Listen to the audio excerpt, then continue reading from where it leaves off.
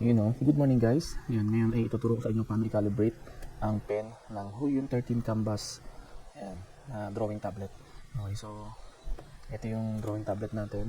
And once na na-install nyo na yung driver na ito ng drawing tablet, makikita kayong icon ng Huion. Ito.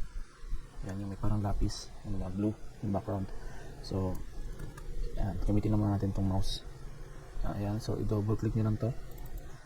And lalabas yung ganito, no? Hindi, pag nakita nyo na yan, click nyo yung working area.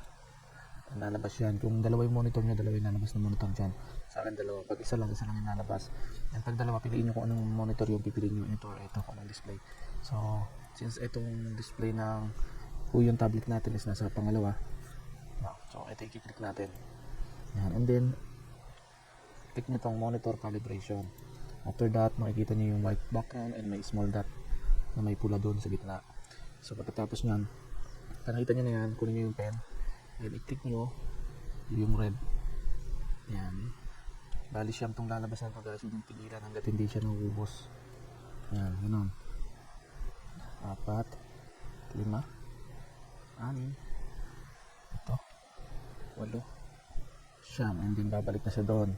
So pag nangyari yan, sabihin calibrated na yung inyong pen. So ayan, close nyo na yan. Ayan, ganda na yung pagka-calibrate nyan. Pag nag-drawing nyo, saktong-sakto na, no? So yun lang guys, ganun lang mag-calibrate ng pen ng Huion Canvas 13. And kung hindi pa kayo nakasubscribe, mag-subscribe lang po kayo and hit yung notification bell natin sa baba para updated kayo sa mga bagong videos natin. Alright?